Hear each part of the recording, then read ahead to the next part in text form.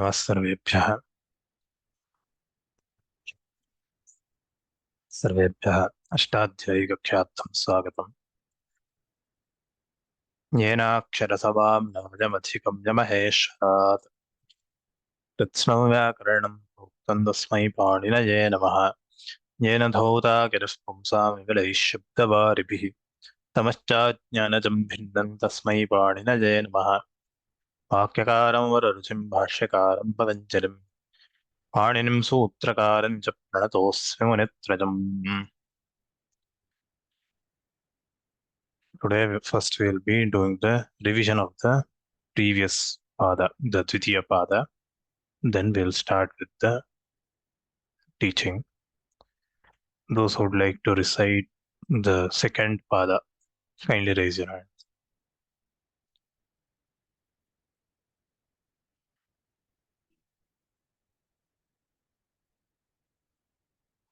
Sandala Padmavati Bhagini. प्रारम्भं करोमि। अथ पाणिनीयसूत्रपाठे सप्तमाध्याये द्वितीयः पादः। शुचिवृद्धिपरस्मैपदेषु अतोर्लान्तस्य वदव्रजहलन्त्यस्य च नेति ह्यान्तक्षणस्वसजगृनिष्वेदिताम् ऊर्णोत्तेर्विभाषः अतो हलो भगिनी ह्यन्तक्षणश्वसजागृनिष्व्येदितम् ह्यन्तक्षणस्वसजागृनिष्वेदिता ऊर्णोत्तेर्विभाषा अतो हलादेर्लघोः नेड् वशीकृति तितुत्रततः शिशुसरकसेषु च एका च उपदेशेऽनुदात्तात् श्रूयक्किति सनिग्रहगुहोश्च कृस्रुब्रूवृस्तुस्त्रुश्रुवो लिटि स्वीदितो निष्ठाया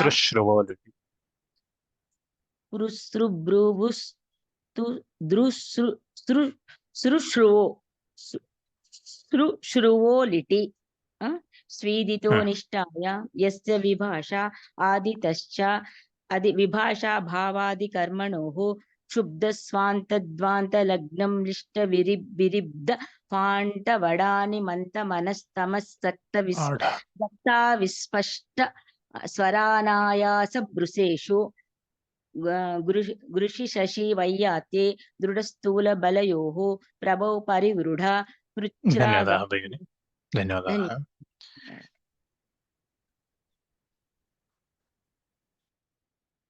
राघवेन्द्रराव महोदय। श्रूयते वा? आं महोदय। राम राम। 21st सूत्र। Yes. प्रभौ परिव्रडः कृच्छ्रगहनयोः कषः घुषिरविशब्दने अर्धे सन्निविभ्यः अभेश्चाविदूर्ये नेरद्वयने वृत्तं वादान्तशान्तपूर्णदस्तस्पष्टच्छन्नज्ञप्ताः ऋष्यमत्वरसङ्गुषास्वनां हृषेर्लोमसु अपचितश्च हृह्वरेश्छन्दसि अपरिहृताश्च सोमे ह्वरितः ग्रसितस्कबितस्तबितोत्तबितचत्तविकस्ताविशस्त्रशंस्त्र शास्त्रतरुतरुतरुतृवरुतृवरुतृवरुत्रीरुज्ज्वलिति क्षरिति क्षमिति वमित्यमितीति च सार्वधातुकस्येड्वलादेः नुक्रमोरनात्मने पदनिमित्ते ग्रहोलिटि दीर्घः वृतो वा न लिङि सिचि च परस्मैपदेषु इत्सनिव लिङ्सिचोरात्मने पदेषु। धन्यवादाः। धन्यवादः। सम्पूर्णं भगिनि। नमस्कार महोदय। नमस्कारः। इट् सनिव लिङ्सिचोरात्मनो आत्मनेपदेषु ऋतश्च संयोगादेहे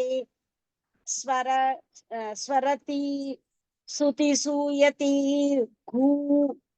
गूङ्दितो वा रद रगादिभ्यश्च निरकृष रथादिभ्यश्च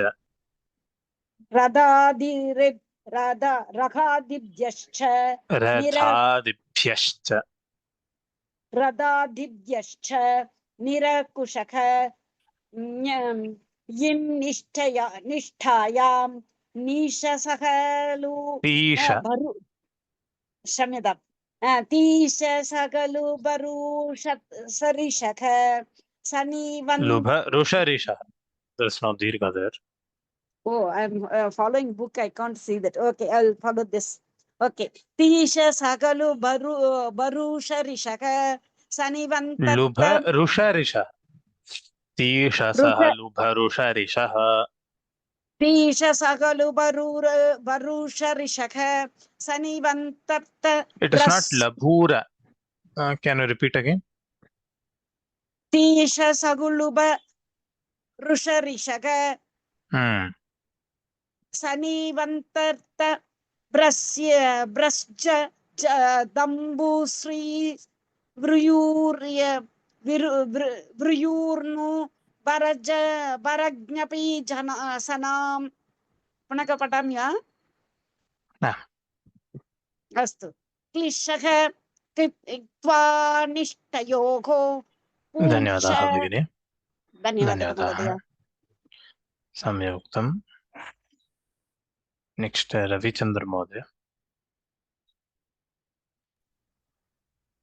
क्लिशत्वा निष्ठयोः पुंश्च वसति क्षुधोरिट् अञ्चेः पूजायां लुभो विमोहने जृव्रश्च्योः क्वित्वे जृव्रश्च्योक्त्वे उदितो वा शेषिचिकृतचिरतचिरदधृतनृतः गमेरिट्परस्मैपदेशो न वृद्भ्यश्चतुर्भ्यः तासि च क्लृपः अचस्तास्वत्थल्यनिटो नित्यम् उपदेशे त्वतः ऋतो भारद्वाजस्य बभूथात्ततन्थजगृम्भ ववर्थेति निगमे विभाषासृजिदृशोः ईडत्यर्तिव्ययतीनां वस्वेकाजाद्घसां विभाषागमहनविदविषां सनिंसननिवांसं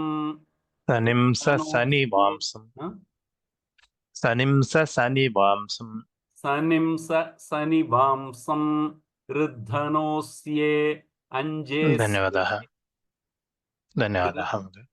ऋद्धनोऽस्ये सम्यक् उक्तम्.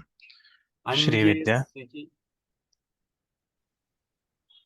अञ्जेस्सिचि तुसुधून्भ्यः परस्मैपदेषु यमरमनमातां सक्च स्मिपुङ्रञ्ज्वसां सनि किरश्च पञ्चभ्यः रुदादिभ्यः सार्वधातुके ईशस्ये ईडजनोर्ध्वे च लिङ्गस्थलोपोऽनन्त्यस्य अतो येयः आतोङितः आनेमुक् ईदासः अष्टन आविभक्तौ रायो हलि युष्मदस्मदोरनादेशे द्वितीयायाञ्च प्रथमायाश्च द्विवचने भाषायां योचि शेषे लोपः मपर्यन्तस्य युवावौ द्विवचने यूयवयौजसि त्वाहौसौ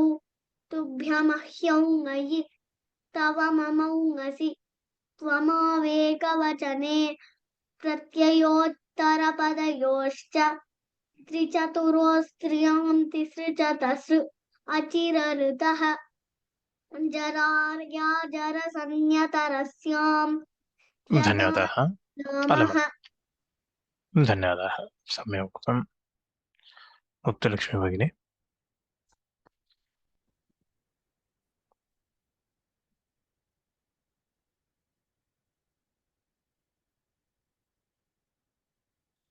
जराया जरसन्यतरस्यां त्यदादीनामः किमः कः कितो कुतिहोः क्वाति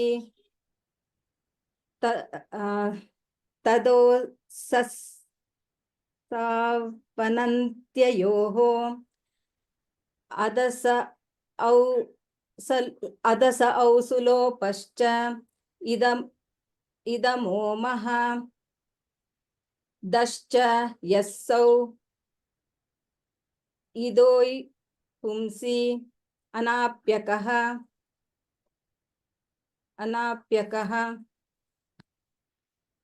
हलिलोपः मृजेर्वृद्धि अचोयिनिति अत उपधायाः तद्धितेष्वचामादेः किति च सिचि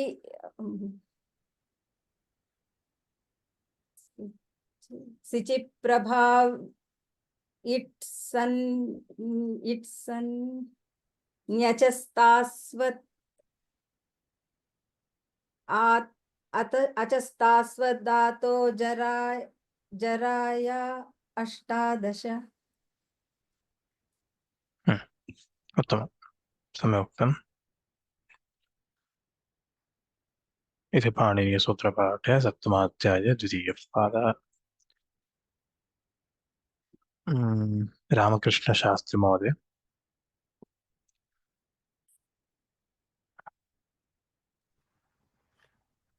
अथ पाणिनीयसूत्रपाठे सप्तमाध्याये द्वितीयः पादः।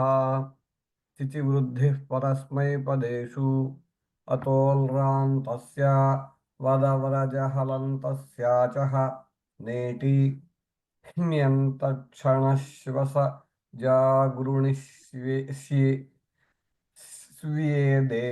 स्वेदितां निष्येदिताम् ह्म्यन्तक्षणश्वस जागृणिष्वेदिताम्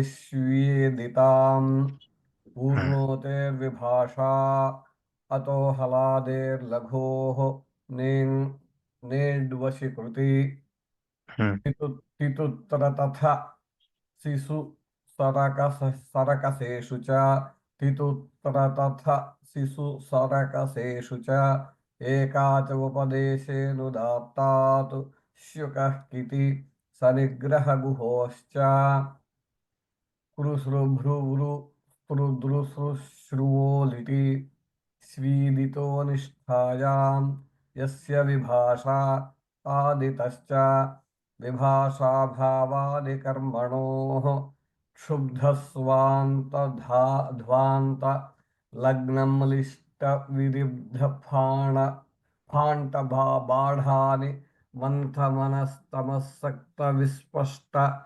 विस्पष्टस्वरानायासभृशेषु क्षुब्धस्वान्तध्वान्तलग्नं लिष्टविदिब्धफाण्टबाढानि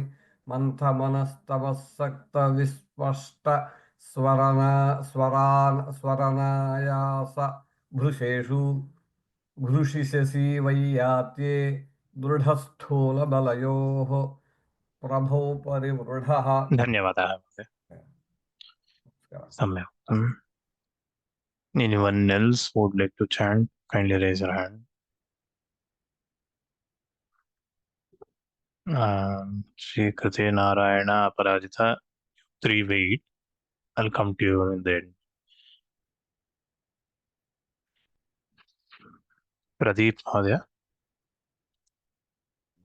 प्रभौ परिप्रणः कृच्छ्रगहनयोः कषः गुषिरविशब्दने अर्थे सन्निविभ्यः अवेश्चाविदूर्ये नेरध्ययने वृत्तं वादान्तशान्तपूर्णतस्तस्पष्टच्छन्नज्ञप्ताः ऋष्यमत्परसङ्गुषा स्वनां ऋषेर्लोमसु अपचितश्च रुह्वरेश्छन्दसि अपरिहृताश्च सोमेह्वरितः ग्रसितस्कबितस्तबितोत्तबितचत्तविकस्ता विशस्त्रिशंस्त्रिशास्त्रितरुतृतरुतृवरुतृवरुतृवरुत्री रुज्ज्वलिति क्षरिति क्षमिति वमित्यमितीति च आर्धधातुकस्येत्पलादेः स्नुक्रमोरनात्मने पदनिमित्ते गृहो लिटि दीर्घः वृतो वा न लिङि सिचि च परस्मैपदेषु इत्सनि वा धन्यवादाः महोदय। श्रीकृति नारायण। इत्सनिव लिङ्सचोरात्मने पदेषु लिङ्सिचोरात्मने पदेषु ऋतश्च संयोगादेः स्वरति सूति शून्यति शून्योदितो वा पुनः स्वरति स्वरति सूति शून्यति शून्योदितो वा सूयति तत्र अनुनासिकः नास्ति। स्वरति सूति सूयति। स्वरति सूति सूयति शून्योदितो वा तत्र अस्ति धूयोदितो वा तत्र अस्ति। स्वरति सूति सूयति धून्योदितो वा रथाश्च निरः कुशः इन्निष्ठायाम् तीर्षसः लुहरुषरिषः सनीवन्तर्धप्रश्चदम्भश्रिसृयूर्नुभरज्ञपि सनाम् दम्भुश्रिसृयूर्नुभरज्ञपि सनाम् क्लिशः क्वानिष्ठयोः पुंश्च वसति क्षुधोरिट अञ्चेः पूजायाम् लुभो विमोहने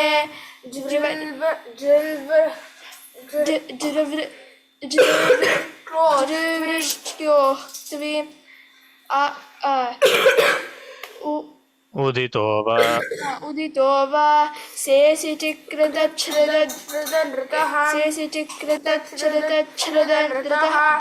तत्र एकं क्षणं शेषिचिकृत तत्र शेषिचिकृत एतावत् पर्यन्तं कुत्रापि तत्र द्वित्वं नास्ति। Don't stress anywhere in these letters.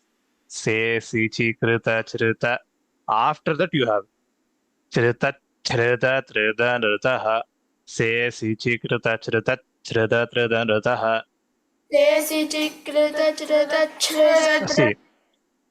Narayana Shrikriti you both are telling शेषिचिकृति कृत चृत. There is no शेषिचिकृत. शेषिचिकृत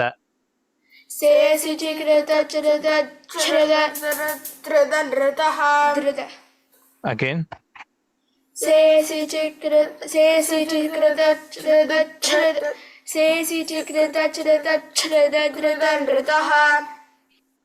इतोपि अभ्यासः करणीयः। अग्रे गमेरिट् परस्मैपदेषु नवद्भ्यश्चतुर्भ्यः तासि च क्लिपः अचस्तास्वत्खल्यनितो नित्यम् उपदेशे त्वतः ऋतो भारद्वाजस्य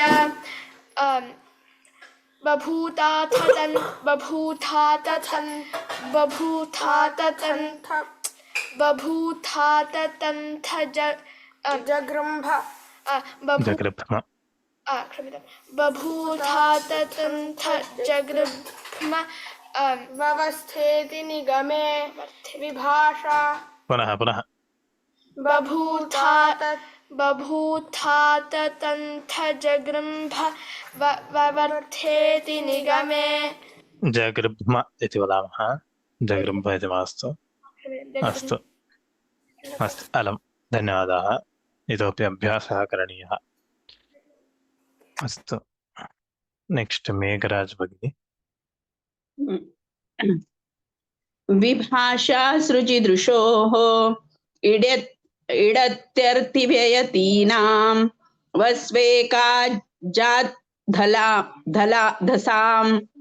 वस्वेकाजाद्धसां विभाषा गमहन धसां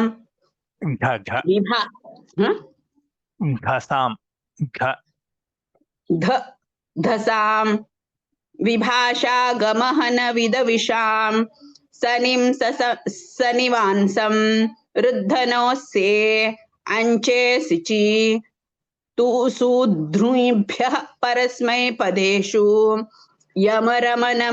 यमरमनमातां सक्च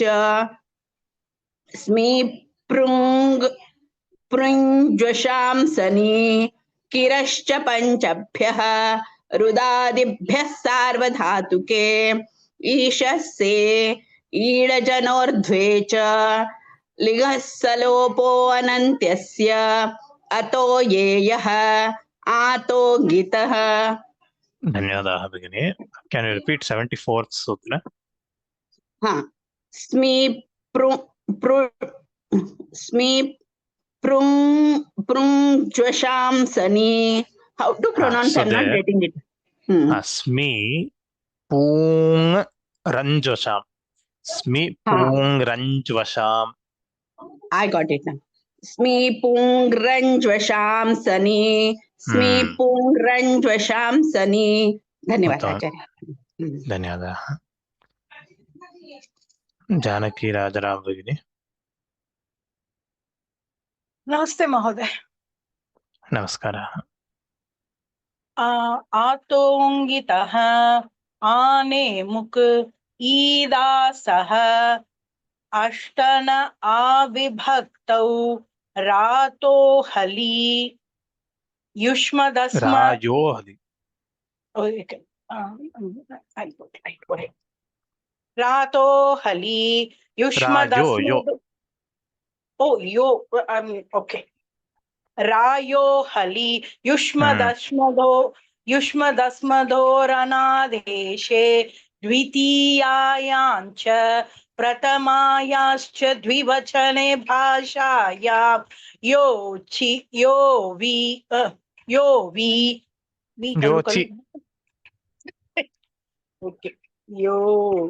ची शेषे लोपः मपर्यन्तस्य युवावौ द्विवचने यु. धन्यवादाः. अस्तु महोदय. धन्यवादाः. नेक्स्ट अपराजिता. महोदय.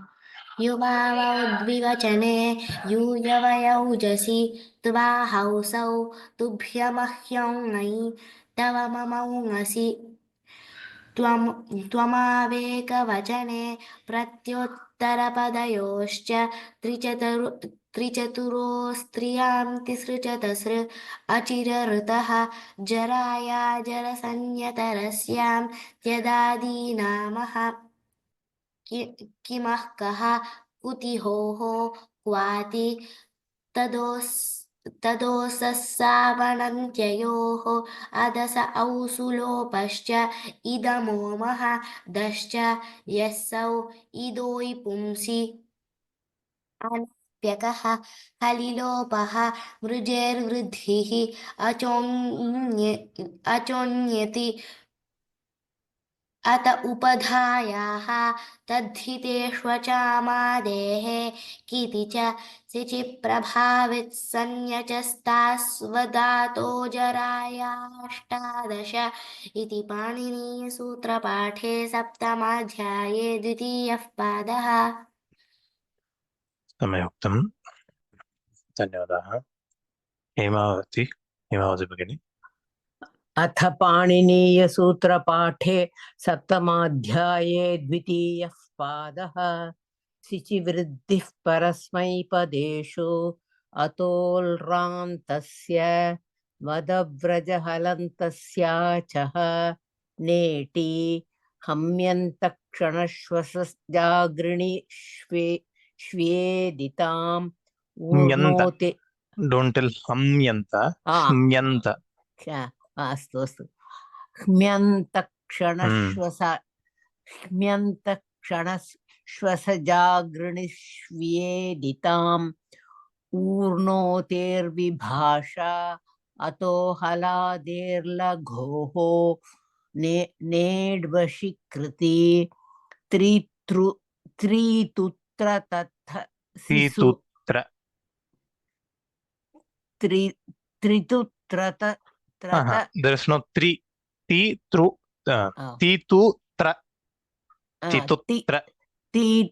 तितुत्र ततसि सुसरकसयेषु च एका च उपदेशेनुदात्तात्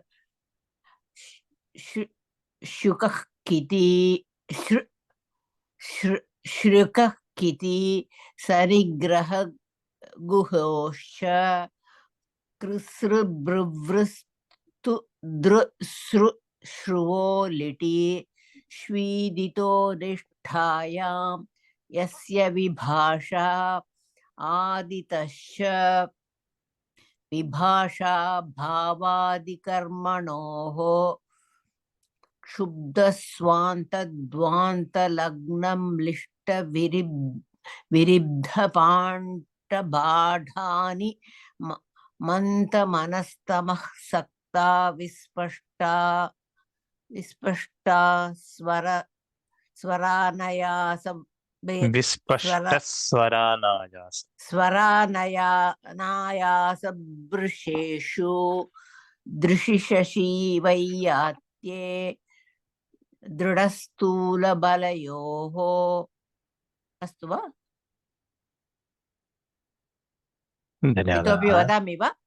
धन्यवादाः भगिनि अलम् धन्यवादः महोदय। धन्यवादाः क्षम्यताम्, अनेकाः दोषाः आसन्। तत्र कोऽपि दोषः नास्ति, तत्र अभ्यासेन सर्वं समीभवति। धन्यवादः। प्रयत्नं कुर्वन्ती अस्मि। अवश्यं तदेव आवश्यकं, प्रयत्नो विधेयः। उत्तमं, सम्यक् उक्तं। नेक्स्ट् सरिता भगिनी।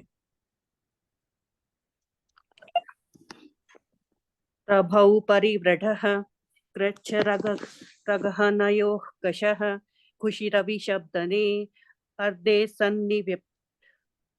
सन्निभ्यः अभेश्चाविदूर्ये णेरध्ययने वृत्तं वादान्तशान्तपूर्णदस्पृष्टच्छन्नज्ञप्ताः ऋष्यमत्वरसङ्घुषास्वनां ऋषे लोमसु अपचितश्च हृहृश्छन्दसि अपरिहृताश्च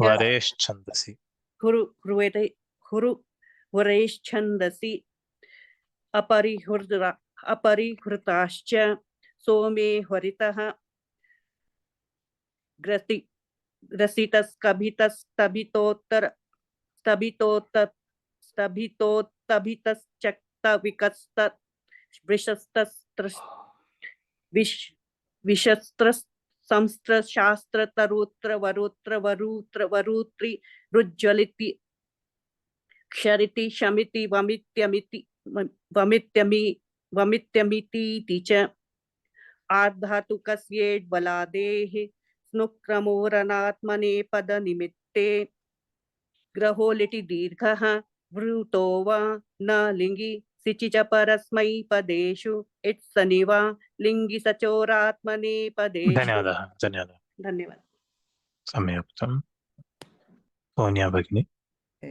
ऋतश्च संयोगादेः स्वरति सूति सूयति थूनिदितो वा धूयूदितो वा थून्यूदितो वा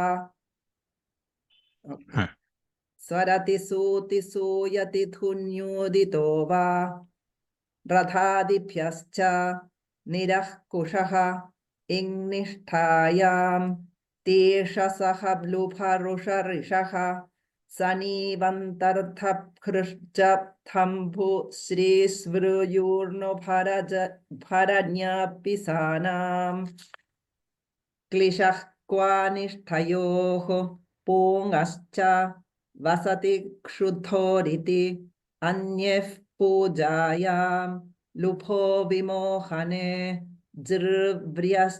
जृव्रस्त्योः द्वि उदितो वा सेसिचिकृतृतृदनृतः गमेरिति परस्मैपदेषु न वृद्भ्यश्चतुर्भ्यः तासि च क्लृपः अचस्तास्वाथल्यनितो नित्यम् धन्यवादाः भगिनी। उपदेशः। धन्यवादाः, सम्यक् उक्तम्। Anyone else who would like to chant? Kindly raise your hand. Tripura Sundari Bhagini, would you like to chant? Yes, ma'am. From 60? 61. 60. अचस्थास्वत्थल्यनिटो नित्यम् अचस्तास् अचस्तास्वत् हम्म अचस्तास्वत्थल्यनिटो नित्यम् उपदेशे त्वतः ऋतो भारद्वाजस्य बभूता ततन्त जघृम्बवर्तेति निगमे विभाषासृजिदृशोः ईडत्यर्थी व्ययतीनाम् ईडत्यर्थी इडत्यर्ति इडत्यर्थी व्ययतीनां वस्वेकाझाघसां विभाषागं हनविदविषां सनिं निवासं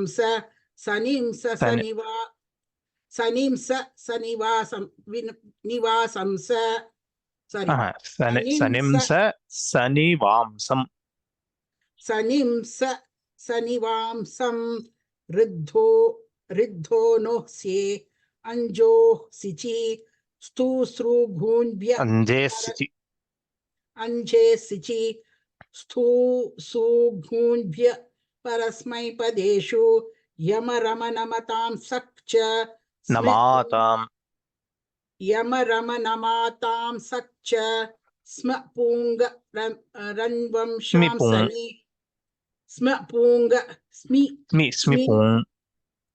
स्मिपूङ्गरञ्जवं वशांसनि किरश्च पञ्चभ्यः रुदादिभ्य सार्वधातुके ईशहसे ईडजनोर्द्वे च लिङ्गसलोपोऽनन्त्यस्य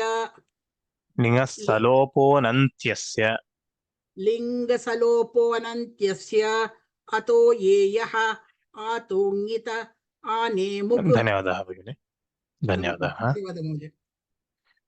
अखिला भगिनि नमस्ते महोदय नमस्कारः दृष्ट्वा वदामि वा आमाम् आतोङ्गितः आनेमुक ईदासः अष्टन आविभक्तौ रायो हलि युष्मदस्मदोरनादेशे द्वितीयायाञ्च प्रथमायाश्च द्विवचने भाषायां योचि शेषे लोपः मपर्यन्तस्य युवावौ द्विवचने यूयवयौ जसि त्वाहौसौ तुभ्यमह्यौ नयि कवममौ ङसि त्वमावेकवचने प्रत्ययोत्तरपदयोश्च त्रिचतुरोस्त्रियान् तिसृचतसृ अचिरऋतः जराया जरसंज्ञतरस्य धन्यवादः भगिनि धन्यवादः धन्यवादः सम्यक्तम् anyone else who would like to chant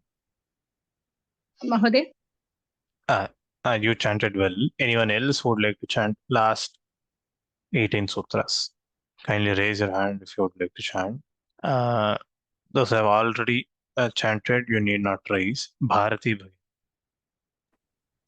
महोदय 101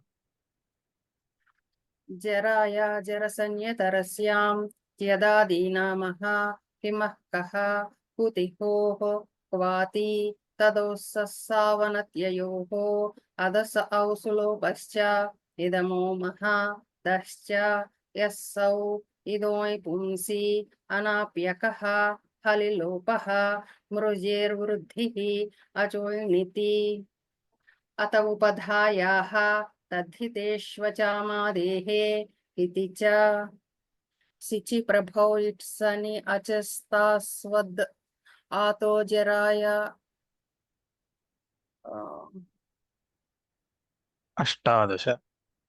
अष्टादश इति पाणिनीयसूत्रपाठे सप्तमाध्याये द्वितीयः पादः धन्यवादः सम्यक्तम् पुनः शेयर स्क्रीन् करणीयं वा आम् स्नेहा भगिनी अस्ति वा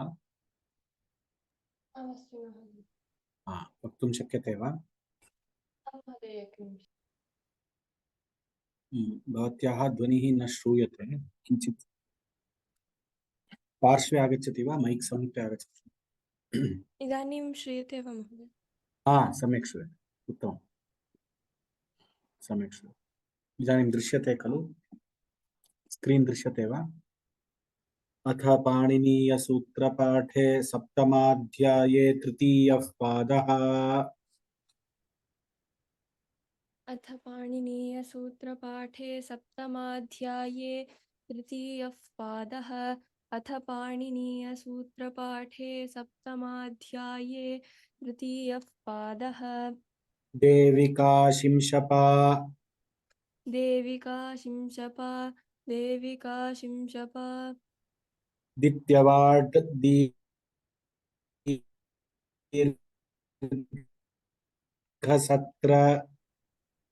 दित्यवाट् दीर्घसत्र दित्यवाट् दीर्घसत्र श्रेयसामात् श्रेयसामात् श्रेयसामात् केकयमित्रयु केकयमित्रयु केकयमित्रयु प्रलयानां यादेर्यः प्रलयानां यादेर्यः प्रलयानां यादेर्यः नैवाभ्यां पदान्ताभ्यां नैवाभ्यां पदान्ताभ्यां नैवाभ्यां पदान्ताभ्यां पूर्वौ तु ताभ्याम् ऐच् पूर्वौ तु ताभ्यामैच् पूर्वौ तु ताभ्याम् ऐच् द्वारादीनां च द्वारादीनां च निग्रोधस्य च केवलस्य न्यग्रोधस्य च केवलस्य न्यग्रोधस्य च केवलस्य न कर्मव्यतिहारे न कर्मव्यतिहारे न कर्मव्यतिहारे स्वागतादीनां च स्वागतादीनां च स्वागतादीनां च स्वादेरि स्वादेरिनि स्वादेरिनि पदान्तस्यान्यतरस्यां पदान्तस्यान्यतरस्यां पदान्तस्यान्यतरस्याम् उत्तरपदस्य उत्तरपदस्य उत्तरपदस्य अवयवादृतोः अवयवादृतोः अवयवादृतोः सुसर्वार्धार्जनपदस्य सुसर्वार्धार्जनपदस्य सुसर्वार्धार्जनपदस्य दिशो मद्राणां दिशो मद्राणां दिशो मद्राणां प्राचाङ्ग्रामनगराणां प्राचां ग्रामनगराणां प्राचां ग्रामनगराणां सङ्ख्यायाः संवत्सरसङ्ख्यस्य च सङ्ख्यायाः संवत्सरसङ्ख्यस्य च सङ्ख्यायाः संवत्सरसङ्ख्यस्य च वर्षस्या भविष्यति वर्षस्या भविष्यति वर्षस्या भविष्यति परिमाणान्तस्य परिमाणान्तस्य परिमाणान्तस्य असंज्ञाषाणयोः असंज्ञाषाणयोः असंज्ञाषाणयोः जे प्रोष्ठपदानां जे प्रोष्ठपदानां जे प्रोष्ठपदानां हृद्भगसिन्ध्वन्ते हृद्भगसिन्ध्वन्ते हृद्भगसिन्ध्वन्ते पूर्वपदस्य च पूर्वपदस्य च पूर्वपदस्य च अनुशतिकादीनां च अनुशतिकादीनां च अनुशतिकादीनां च देवताद्वन्द्वे च देवताद्वन्द्वे च देवताद्वन्द्वे च नेन्द्रस्य परस्य नेन्द्रस्य परस्य नेन्द्रस्य परस्य दीर्घाच्च वरुणस्य दीर्घाच्च वरुणस्य दीर्घाच्च वरुणस्य प्राचान्नगरान्ते प्राचान्नगरान्ते प्राचान्नगरान्ते जङ्गलधेनुवलजान्तस्य जङ्गलधेनुवलजान्तस्य जङ्गलधेनुवलजान्तस्य विभाषितमुत्तरम् विभाषितमुत्तरं विभाषितमुत्तरम् अर्धात् परिमाणस्य अर्धात् परिमाणस्य पूर्वस्य पूर्वस्य तु वा नातः परस्य नातः परस्य प्रवाहणस्य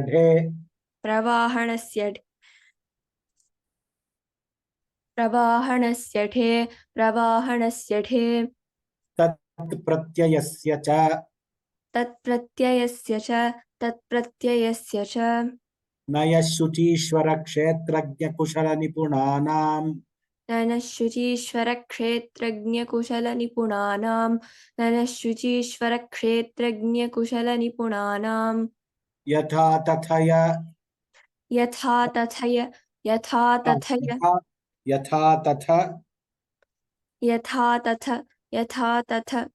यथा पुरयोः पर्यायेण यथा पुरयोः पर्यायेण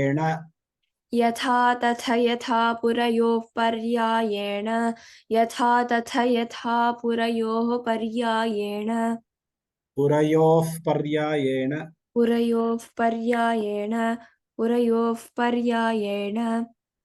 हनस्तो चिन्नलोः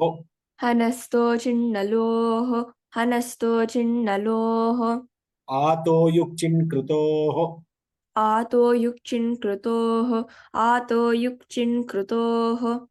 नोदात्तोपदेशस्य नोदात्तोपदेशस्य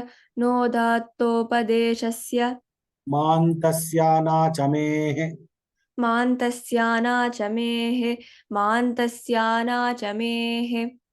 जनिवध्योश्च जनिवध्योश्च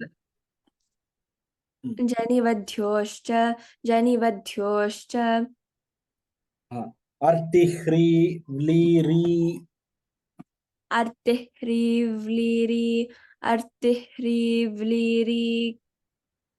क्नूयीक्ष्माय्यातां पुग्नौ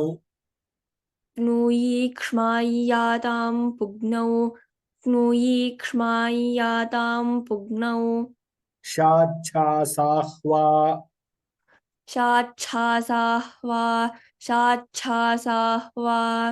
व्यावेपाञ्युक् वो विधूननेजुक्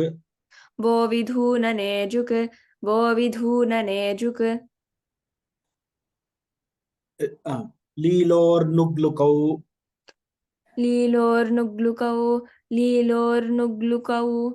अन्यतरस्यां स्नेहविपातने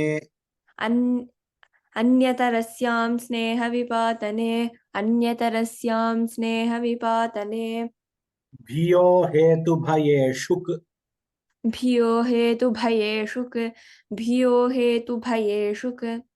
स्फायो वः शदेरगतौ शदेरगतौ रुहः पोन्यतरस्यां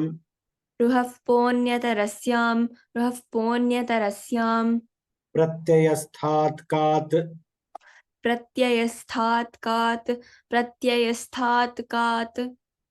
पूर्वस्यात इदाप्यसुपः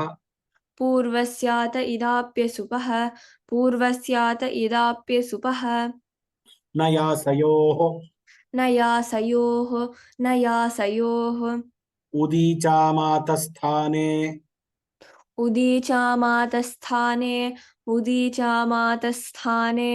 यकपूर्वायाः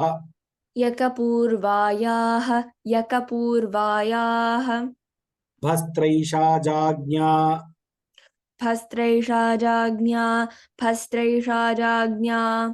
द्वास्वा नैपूर्वाणामपि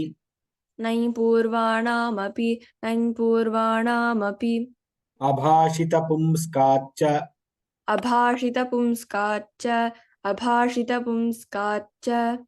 आदाचार्याणां आदाचार्याणाम् आदाचार्याणाम् ठस्येकः ठस्येकः ठस्येकः इसुसुक्तान्तात् कः इसुसुक्तान्तात् कः इसुसुक्तान्तात् कः चजोः कुघिण्यतोः चजोः कुघिण्यतोः चजोः कुघिण्यतोः न्यङ्क्वादीनां च न्यङ्क्वादीनां च न्यङ्क्वादीनां च होहन्तेर्निन्येषु होहन्तेर्निर्णेषु होहन्तेर्निर्णेषु अभ्यासाच्च अभ्यासाच्च अभ्यासाच्च हेरचनि हेरचङि हेरचङि संलिटोर्जेः संलिटोर्जेः संलिटोर्जेः विभाषाचेः विभाषाचेः विभाषाचेः नक्वादेः नक्वादेः नक्वादेः अजिव्रज्योश्च अजिव्रज्योश्च अजिव्रज्योश्च भुजन्युब्जौ पाण्युपतापयोः भुजन्युब्जौ पाण्युपतापयोः भुजन्युब्जौ पाण्युपतापयोः प्रयाजानुयाजौ यज्ञाङ्गे प्रयाजानुयाजौ यज्ञाङ्गे प्रयाजानुयाजौ यज्ञाङ्गे पञ्चेर्गतौ पञ्चेर्गतौ पञ्चेर्गतौ ओक उचः के ओक उचःके ओक उचःके न्य आवश्यके न्य आवश्यके न्य आवश्यके यजया चरुच प्रवचर्चश्च यजया च रुच प्रवचर्चश्च यजया च रुच प्रवचर्चश्च वचो शब्दसंज्ञायां वचो शब्द क्षम्यतां वचो शब्दसंज्ञायां वचो शब्दसंज्ञायां वचो शब्दसंज्ञायां प्रयोज्यनियोज्यौ शक्यार्थे प्रयोज्यनियोज्यौ शक्त्यार्थे प्रयोज्यनियोज्यौ शक्त्यार्थे भोज्यं भक्ष्ये भोज्यं भक्ष्ये भोज्यं भक्ष्ये घोर्लोपोलेटिवा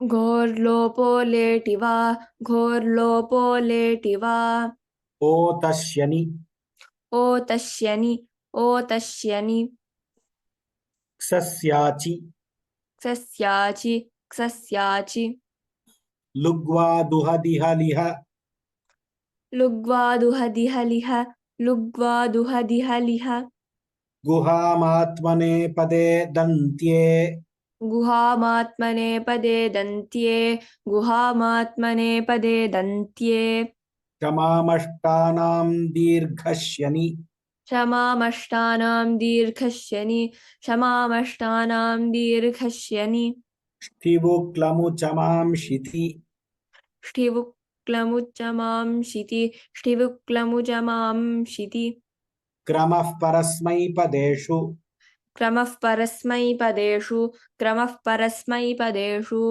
इषुगमीयमाञ्छः इषुगमीयमाञ्छः इषुगमीयमाञ्छः प्राग्राध्वास्थाम्ना प्राघ्राध्मास्थाम्ना प्राघ्राध्मास्थाम्ना दाण्दृश्यति सर्ति शदसदाम् दाण्दृश्यर्ति सर्ति शदसदां दृश्यर्ति सर्ति शदसदां पिब जिघ्रधम तिष्ठमन पिब जिघ्रधमतिष्ठमन पिब जिघ्रधमतिष्ठमन यच्छ पश्यर्च्छधौषीयसीदाः यच्छ पश्यच्छधौषीयसीदाः यच्छ पश्यच्छधौषीयसीदाः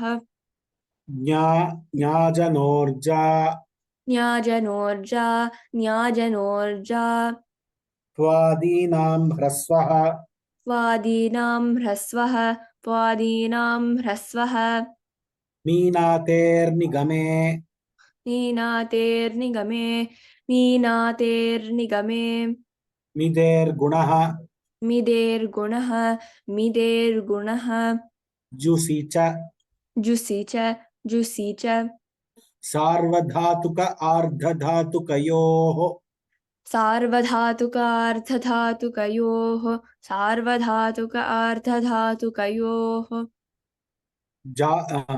जाग्रो अविचिन्लिङ्सु जाग्रो अविचिन्लिङ्सु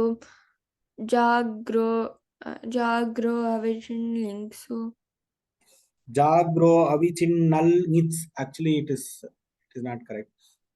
जाग्रो अविचिन्नल् ङित्सु जाग्रो अविचिन्नल्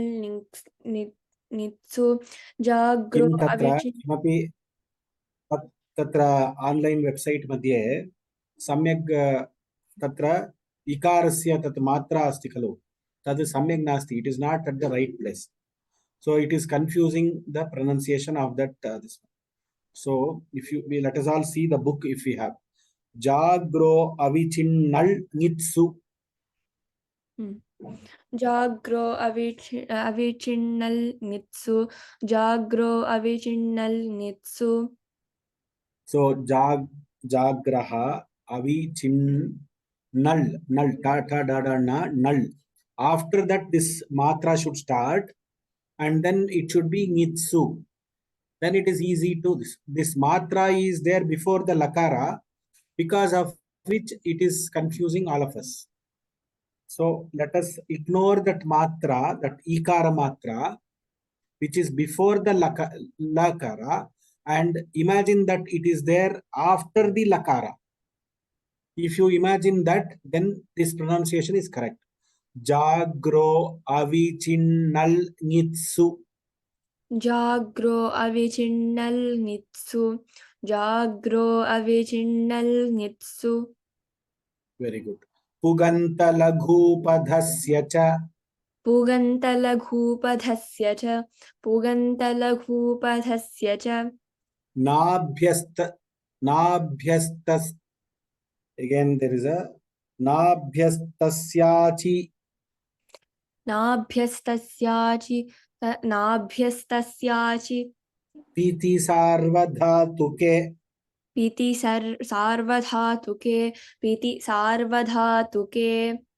Bhusuvostingi.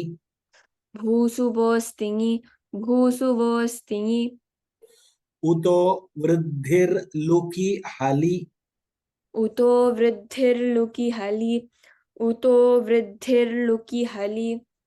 Urnoter vibhasha.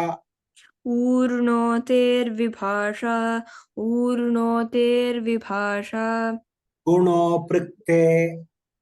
Guno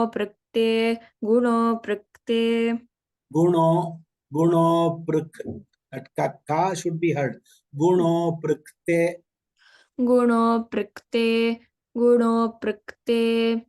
Trinaha im.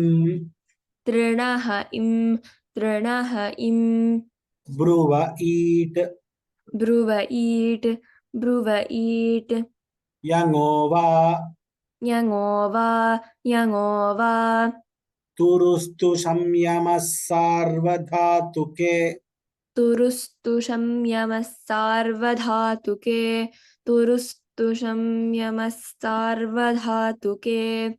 Asti sicho prikte.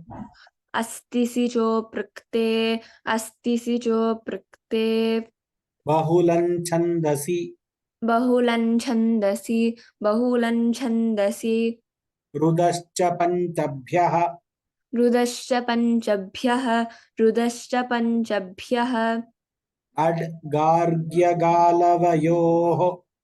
Adgargyagalayoho. Adasarvesham. Ato dirgho yani.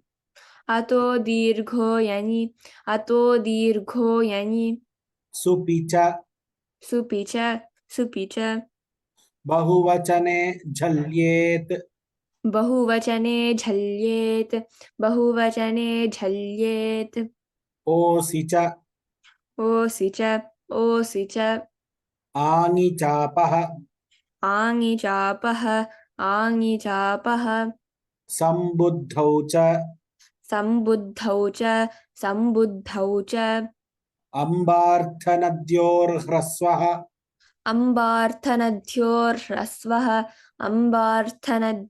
नद्योर्ह्रस्वः ह्रस्वस्य गुणः जसि च ऋतोङि सर्वनामस्थानयोः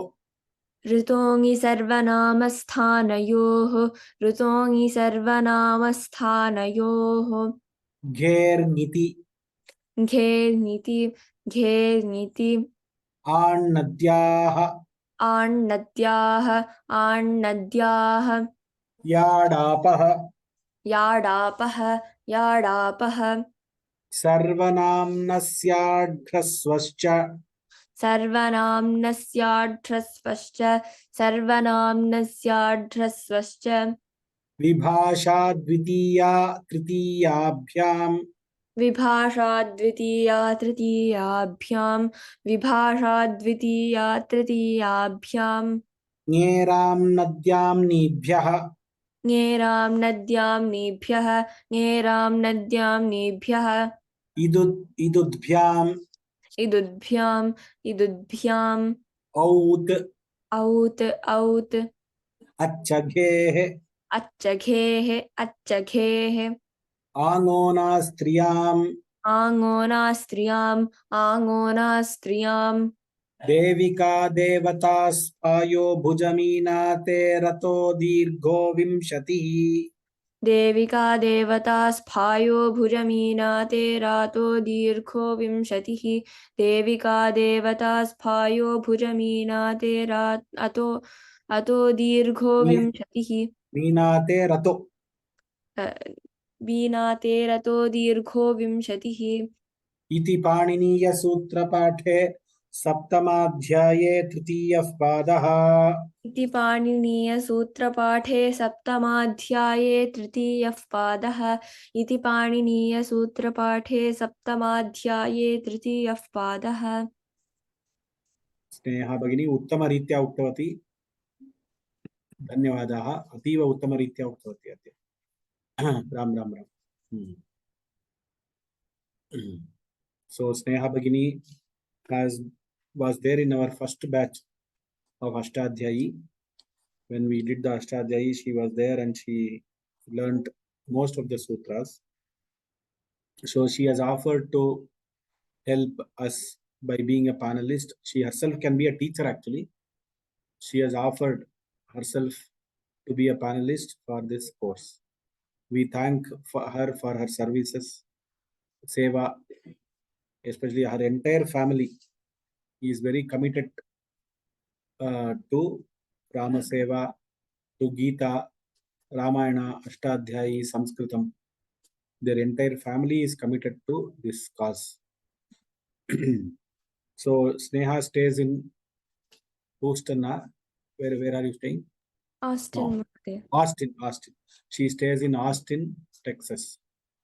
For us, it is for India students, it is 5 o'clock, 5 to 6 now. For her, it is early morning, and she has to go to school and she has to do other homeworks. But in spite of that, she gives highest priority to this class. We thank her for her. And suppose even if I make the mistake, she covers my mistake by telling it correctly. So the panelists, both Vihan and Sneha, suppose if I unknowingly make a mistake, they will correct my mistake also. So Vyoma is blessed to have such panelists. And all of you who are our elders must bless children like Sneha and Vihan. They are real future generations. They are the future of Sanskritam, Samskriti, Samskara. They are the future. They are the people who are going to take this forward. Dhanyavadaha, Loka Samasta Sukhino Bhavantu.